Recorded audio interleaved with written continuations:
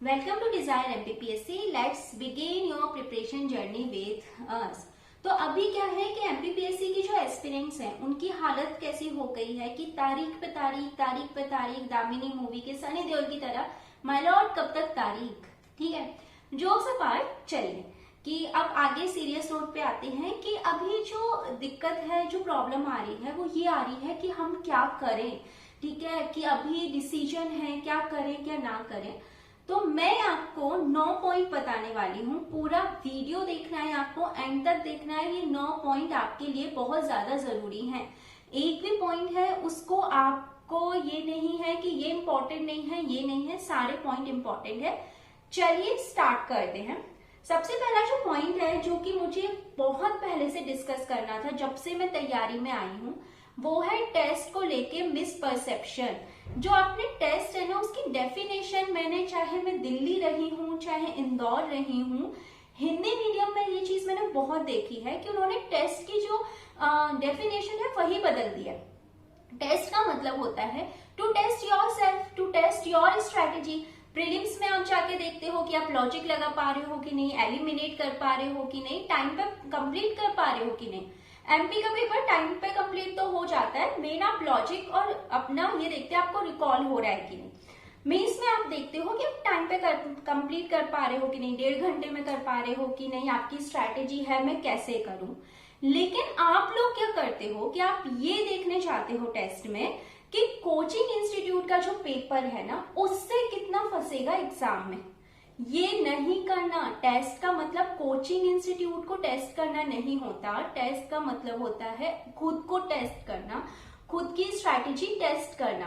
तो next time test आप जब देने जाओ तो अपनी स्ट्रैटेजी को टेस्ट कीजिए कि आप टाइम पे कंप्लीट कर रहे हैं कि नहीं, आपने जो स्ट्रैटेजी बनाई वो करेक्ट है कि नहीं।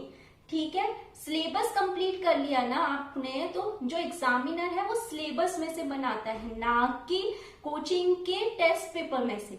सिलेबस कंप्लीट है ना, कुछ भी आ जाए आप सब कराओगे। ठीक है, सेकंड चीज है अब आपको करना क्या है। आपके पास बहुत टाइम है, 12 जैन को पेपर हुआ था, जुलाई आ गई, जुलाई भी खत्म होने वाली है। अगर आप कछुए की चाल से भी चलते हैं ना, धीरे धीरे आप स्टेप बाय स्टेप बढ़ते हैं, अभी तक आप सिलेबस कंप्लीट कर लेते। एमपी ने आपको बहुत टाइम दिया है। ठीक है, और अगर आप 2018 के बाद से बैठे हो ना, तो 2019 1.5 साल एमपी ने आपको दिए थे। कोई बात नहीं, अगर अभी भी आप स्टार्ट कर रहे हो, प्रीवियस ईयर्स के पेपर, पीटी और मेंस के और सिलेबस, ये तीनों चीजें डाउनलोड करनी है। इसकी हार्ड कॉपी होनी चाहिए, सॉफ्ट कॉपी नहीं कि आपने मोबाइल में डाउनलोड कर ली, लैपटॉप में डाउनलोड कर ली और आपने कहा कि भाई मेरे पास तो सॉफ्ट कॉपी है। हार्ड कॉपी रखिए, एनालिसिस कीजिए। 2014 से लेके 2018 तक आपके पास बहुत अच्छा सा डेटा है। देखिए क्या आ रहा है क्या नहीं आ रहा।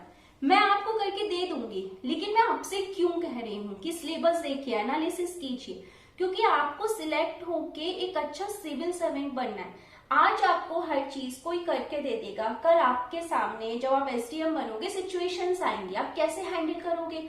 क्योंकि आपने तो एनालिटिकल अपनी जो कि आपका टैलेंट है वो तो आपने देखा ही नहीं, आपने एनालिसिस किया ही नहीं चीजों का।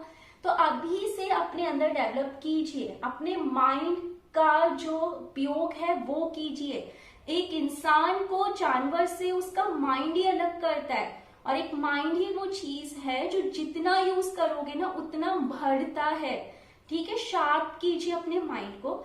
जब भी आप कोई टॉपिक लेके बैठेंगे, हमेशा प्रीवियस ईयर्स के पेपर और सिलेबस हमेशा आपके पास होगा। हर बार देखेंगे पीटी में इससे क्या आया और मेंस में इससे क्या आया, क्या मैं सही पढ़ रहा हूं, मैं गलत तो नहीं पढ़ रहा। आप देखेंगे जैसे स्वदेशी मूवमेंट है, यार क्या बन सकता है, एक बार देख लूं एग्जामिनर क्या सोचता है, एमपी क्या पूछता है। ठीक है, उसके बाद हाँ सिलेबस कंप्लीट करेंगे और रिवाइज करेंगे, प्रैक्टिस करेंगे। Practice makes man and women both perfect. ठीक है, आंसर राइटिंग करना है, नेक्स्ट पॉइंट है आंसर राइटिंग कैसे करना है। आंसर राइटिंग में 2 चीजें देखी, एक आपकी स्पीड और एक आपकी राइटिंग। स्पीड का मतलब क्या होता है कि कुछ लोग होते हैं जिनकी स्पीड बहुत अच्छी होती है, राइटिंग बहुत बुरी होती है, कुछ की राइटिंग मोती जैसी, स्पीड बहुत बुरी। आपको दोनों चीजों में बैलेंस करना है। ठीक है, तो आपको कैसे करना हाई स्पीड का क्या मतलब है? 15 मार्क्स का क्वेश्चन 10 मिनट में कंप्लीट करना है, 6 मार्क्स का 4 मिनट में और 3 मार्क्स का 1 से 1.5 मिनट में आपको कंप्लीट करना है। उसी कॉपी में लिखेंगे जो पूछी जाती है, जो आपको वहां मिलेगी। क्या कॉपी है? 32 पेज की, पेपर फर्स्ट से लेके पेपर थर्ड तक, 48 पेज की, 4th, 5th, 6th पेपर तक। ठीक है, इस कॉपी में लिखना है। जो कॉपी होती है वो अभी मार्केट में स्टेशनरी में मिल जाती है, नहीं तो 25 लाइन होती है, हर लाइन के बीच में 1 सेंटीमीटर का डिफरेंस होता है, खुद बना सकते हो आप। ठीक है, उसी में करोगे। एग्जाम में आपको 2 कॉपी मिलती है, आपको पता होगा।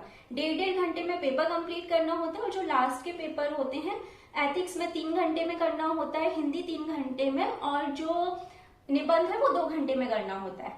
ठीक है, तो उसी हिसाब से अपनी स्ट्रैटेजी आप बनाएंगे। ठीक है, उसके बाद अभी आपको क्या है कि अभी थोड़ा सा टाइम है, डिमोटिवेट हो रहे हो आप लोग। ठीक है, कि मतलब एग्जाम आएगा कि नहीं, बार बार अपनी तैयारी से आप भटक रहे हैं, कोई नई वेब सीरीज आ गई वो देख लिया आपने। ऐसा नहीं करना। आप क्या कर सकते हो, आप अपने दोस्त, जो सीरियस दोस्त है, उसके साथ डेली डिस्कस कीजिए या ग्रुप बना लीजिए, 4 से ज्यादा मत रखिएगा। डेली डिस्कस कीजिए, इससे क्या होगा, हेल्दी कंपटीशन होगा, आप फोकस्ड रहेंगे और आपका जो दिमाग है वो इधर उधर की बातों में नहीं जाएगा। अभी जो टाइम मिला है, नेक्स्ट पॉइंट है कि अभी जो टाइम मिला है वो टाइम है अपनी स्ट्रेंथ और अपनी वीकनेस पे वर्क करना। स्ट्रेंथ और वीकनेस पे वर्क करने का मतलब है 2 तरीके से स्ट्रेंथ और वीकनेस पता होनी चाहिए। एक अपनी पर्सनैलिटी वाइज पता होनी चाहिए और एक सिलेबस वाइज। एग्जाम्पल देके बताती हूँ, समझ आ जाएगा। पर्सनैलिटी वाइज का मतलब है, मैं अपना एग्जाम्पल देती हूँ। जैसे मेरी पर्सनैलिटी में मेरी स्ट्रेंथ है कि मैं वर्स्ट सिचुएशन में भी पॉजिटिव रहती हूँ, पर मेरी वीकनेस क्या है कि मैं कंटिन्यू नहीं रहती। तो जब तक मैं अपनी वीकनेस पर वर्क नहीं करूंगी ना, मेरी स्ट्रेंथ कुछ भी नहीं करने वाली। अगर मैं सिलेबस की बात करूं तो मेरी स्ट्रेंथ है पॉलिटी एंड ज्योग्राफी, लेकिन मेरी वीकनेस है हिंदी, ऐसे एंड राइटिंग। जब तक मैं अपनी स्ट्रेंथ पे वर्क नहीं करूंगी, मेरी वीकनेस कुछ नहीं करने वाली। ठीक है, चाहे मैं कितना भी अच्छा कर रहा हूं, इन पेपरों में तो नैया डूबेगी मेरी। ठीक है, तो अपनी स्ट्रेंथ और वीकनेस पता कीजिए, उन पर वर्क कीजिए। सिलेक्शन आपकी वीकनेस पे वर्क करने से होता है। स्ट्रेंथ आपको मोटिवेट करता है, लेकिन सिलेक्शन तभी होगा जब आप अपनी वीकनेस पे वर्क करोगे। ठीक है, नेक्स्ट पॉइंट है कि अभी आपके पास टाइम है तो अपनी हॉबी डेवलप कीजिए। क्यों हॉबी डेवलप कीजिए? आपका सिलेक्शन हो गया, इंटरव्यू आ गया, आपकी कोई हॉबी नहीं है, आप कोचिंग में जा रहे हो, इंस्टीट्यूट्स में पूछ रहे हो, सर मेरी हॉबी नहीं है। उन्होंने कोई रैंडम हॉबी आपकी बता दी कि ऐसा करो, न्यूज़पेपर पढ़ना लिख दो, संपादक को पत्र लिखना लिख दिया, या फिर कोई और भी रैंडम हॉबी लिख दी जो आपकी है नहीं।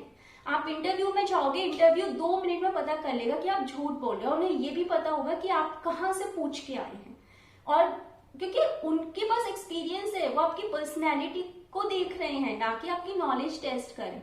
टाइम है, अपनी हॉबी डेवलप कीजिए, काम आएगी इंटरव्यू में। अभी अपनी पर्सनैलिटी पे वर्क कीजिए, जो भी पसंद हो, सिंगिंग, डांसिंग, जो भी हॉबी हो, वर्क कीजिए अपनी हॉबी पे। नेक्स्ट जो पॉइंट है वो ये है कि अभी आप ऐसे जो है, खासकर इंग्लिश मीडियम के स्टूडेंट्स, ऐसे जो है उस पर वर्क कीजिए। अभी टाइम है, कुछ ऐसे के टॉपिक लिख लीजिए, क्योंकि ऐसे हिंदी में लिखना है। फिर एग्जामिनेशन में जाओगे हॉल में, यार पॉपुलेशन को हिंदी में क्या कहते हैं, यार डेमोक्रेसी नहीं आ रही, इसे हिंदी में क्या कहते हैं। फिर ऐसा होता है, आपकी क्वालिटी गई, ऐसे पे ध्यान नहीं दोगे, सोचोगे 100 नंबर का है, बट ऐसे आपको 70% से ज्यादा मार्क्स दिलाता है। पेपर फर्स्ट, सेकंड, थर्ड का ऑन एन एवरेज 65% है, लेकिन ये ऐसे इसका एवरेज 70% तक होता है। अगर आपने अच्छा लिखा या 2 घंटे में आपको बहुत अच्छे मार्क्स मिल सकते हैं। तो अभी टाइम है ऐसे और हिंदी पर वर्क करने का, उस पर वर्क कीजिए। जो नेक्स्ट पॉइंट है वो बहुत ज्यादा इंपॉर्टेंट है, क्योंकि ये पॉइंट 2018 के बाद आपको पता है नोटिफिकेशन नहीं है। तो कैसे मैंने खुद को मोटिवेट रखा, मेरे फ्रेंड्स ने खुद को मोटिवेट रखा, वो चीज मैं आपको बताने वाली हूँ। जब आप टाइम टेबल बनाते हो, वीडियो एंड तक देखना है। हाँ, जब आप टाइम टेबल बनाते हो तो आपको करना क्या होता है कि जो आप टाइम टेबल, साध्य और साधन पता है, गांधी जी ने कहा था, क्या कहा था कि साध्य और साधन दोनों पवित्र होना चाहिए। यहाँ पे जो साध्य होता है वो जो हम टारगेट फिक्स करते हैं, और जो साधन होता है हमारा टाइम टेबल। ठीक है, तो आपको क्या करना होता है कि जो साध्य है उसको आपको सर्टेन रखना होता है। एग्जाम्पल देती हूँ, जब आप अपने टाइम टेबल को हाई कोर्ट के डिसीजन या रिजल्ट के साथ कनेक्ट कर देते हो, आपकी तैयारी भी अनसर्टेन हो जाती है, आपका जो सिलेबस है, आपकी चीजें हैं वो भी अनसर्टेन हो जाती हैं। ठीक है, इसलिए अपने टाइम टेबल को सर्टेन रखिए, लाइक कि मैं इस तरीके से इतने दिन में कंप्लीट करूंगा। ठीक है, ना कि या डिसीजन आएगा ना मैं तब ये चीज कंप्लीट करूंगा। ठीक है, तो उससे क्या होता है कि आपका जो पूरी तैयारी, हर चीज में अनसर्टेनिटी आ जाती है। तो मैंने कभी भी अपनी तैयारी को डिसीजन से, कट ऑफ से, इनसे कभी रिलेट नहीं किया। और आपका जो एग्जाम है वो हो चुका है 12 जैन को, और आप जुलाई तक कट ऑफ ही देख रहे हो। ठीक है, डेली कट ऑफ देखते हो, डेली कोचिंग में कट ऑफ करते हो, आपको तब से लेके अब तक कट ऑफ ही नहीं पता चला। ठीक है, आंसर की आ गई फिर कट ऑफ, स्कोर कार्ड आ गया फिर कट ऑफ, तो कट ऑफ क्या बदलते रहते हैं। हाँ, एक बार देख लिया खत्म कीजिए, बहुत हो गया कट ऑफ का, cut off cut off cut off और हाईकोर्ट हाईकोर्ट हाईकोर्ट। पढ़ाई पे ध्यान दीजिए, अपने आप पे वर्क कीजिए। ठीक है, जो मैंने आपको 9 पॉइंट बताए वो बहुत इंपॉर्टेंट है। अपने दोस्तों तक शेयर कीजिए, वीडियो अच्छा लगे तो लाइक कीजिए, और अभी तक आपने हमारा चैनल सब्सक्राइब नहीं किया तो सब्सक्राइब कीजिए। स्टे सेफ, स्टे हैप्पी और पढ़ते रहिए। Thank you so much.